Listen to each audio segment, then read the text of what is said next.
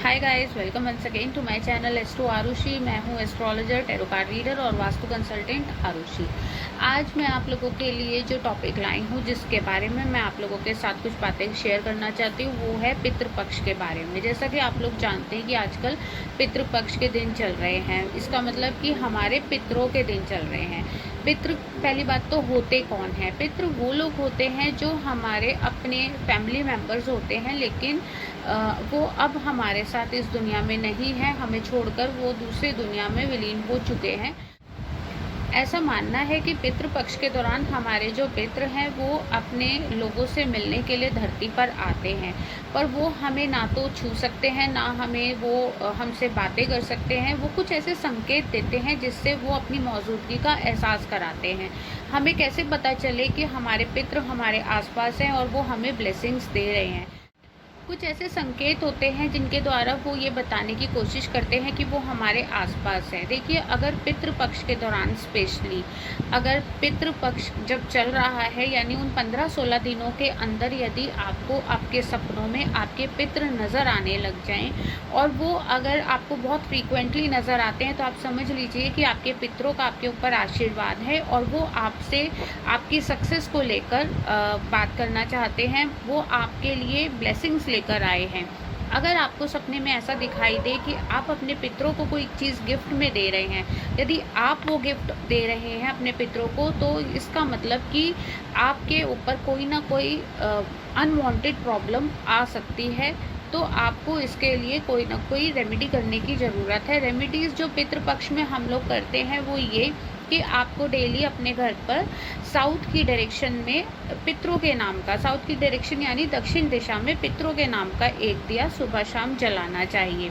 और डेली आपको सूर्य को जल देने के बाद दक्षिण दिशा की ओर मुँह करके 1 लोटा जल का अपने पितरों के नाम से ज़रूर देना चाहिए, ताकि वो जहाँ भी हैं वो वहाँ से आपको जो ब्लेसिंग्स दे रहे हैं वो ब्लेसिंग्स आप तक पहुँचती रहें। अगर आप सपने में ये देखते हैं कि आपके पितृ बहुत बीमार आपको अगर नज़र आए, तो आपको समझ जाना चाहिए कि आपके ऊपर कोई ऐसी परेशानी आ सकती थी, कोई एक्सीडेंट का योग बन रहा था, या कोई ना कोई ऐसी विपदा आपके ऊपर आने वाली थी जिसको उन्होंने अपने ऊपर ले लिया है। ये अगेन एक इंडिकेशन होता है कि आपके ऊपर आपके पितरों का पूरा आशीर्वाद है। वो हर संकट को आपके ऊपर आने से पहले अपने ऊपर ले लेते हैं और वो जहाँ है वहाँ से आपको भरपूर ब्लेसिंग्स भेज रहे हैं, और वो चाहते हैं कि आप अपनी ज़िंदगी में दिन पर दिन प्रोग्रेस करें, उन्नति।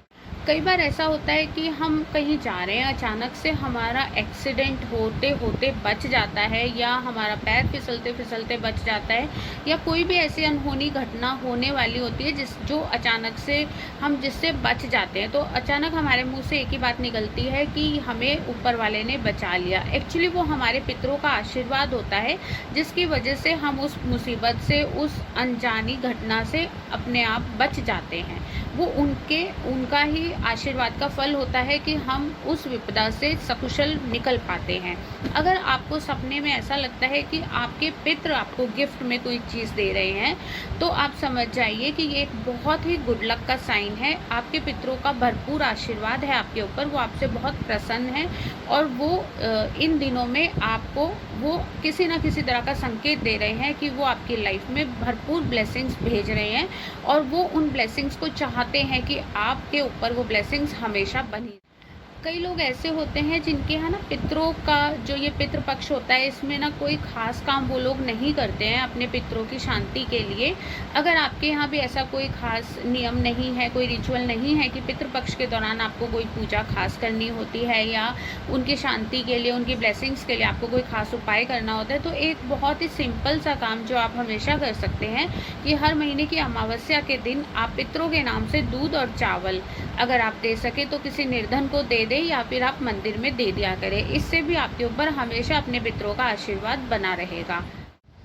अगर अचानक से आपके घर में कोई चिड़िया आकर रोज़ बैठने लगे, आपकी बालकनी में कोई चिड़िया रोज़ आ रही है, या आपके घर के आगे कोई गाय आकर शोर मचाने लग जाए, स्पेशली ड्यूरिंग पितृपक्ष, अगर पितृपक्ष के दौरान स्पेशली कोई जानवर आपके घर के आसपास आने लग जाए, लाइक कोई स्ट्रीट डॉग है, कोई गली का कोई ऐसा डॉग है जो यूजुअली आपके घर के आगे नहीं आता, लेकिन इन दिनों वो आपके घर के आगे आकर बैठना शुरू हो जाए, या फिर अगर कोई भी कोई कौवा आकर आपकी मुंडेरी पर आकर बोलने लग जाए तो आप समझ जाइए कि आपके पितरों का ये संकेत है कि आपके पितृ आपको आशीर्वाद भेज रहे हैं और आपके आसपास ही वो मौजूद हैं।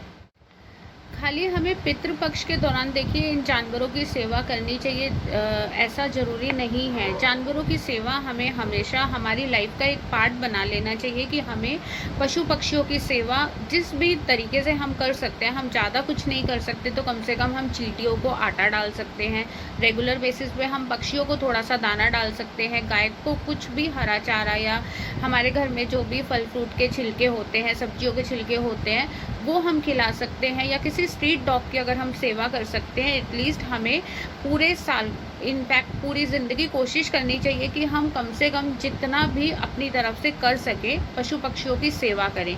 देखिए पितृपक्ष के दौरान लोग कहते हैं कि कौवों को रोटी खिलानी चाहिए, गाय को रोटी खिलानी चाहिए। ठीक है, वो हमारे पितरों के रूप में, क्योंकि हम उन्हें देखते हैं कि वो हमारे पितरों के रूप में हमें आशीर्वाद देने आए हैं, इसलिए हम उनकी सेवा कर रहे हैं। लेकिन मैं ये कहूँगी कि आपको पूरे साल पशु पक्षियों का, जानवरों की सेवा करते रहना चाहिए। आप जितना दूसरों की सेवा करते हैं, क्योंकि हम जितना किसी और के लिए सोचते हैं हमें डेफिनेटली उसका रिटर्न ज़रूर मिलता है। लेकिन आप किसी आशा की उम्मीद में ना करके, अगर हमें भगवान ने कुछ करने लायक बनाया है, अगर हम किसी के काम आ सके तो बहुत अच्छा है। अगर हम किसी इंसान को अगर हम खाना नहीं खिला सकते तो कम से कम इन छोटे छोटे जीवों को तो हम खिला ही सकते हैं। तो कोशिश करिए कि आपके आसपास जितने भी जीव हों, किसी ना किसी रूप में आप उनकी मदद कर सकें, उनकी सेवा कर सकें। अगर आप लोग चाहते हैं कि मैं रेगुलर आपके साथ बातें करने के लिए आती रहूं, आपके साथ कुछ ना कुछ शेयर करती रहूं, तो प्लीज़ मेरे इस चैनल को लाइक, शेयर और सब्सक्राइब करना बिल्कुल ना भूलें।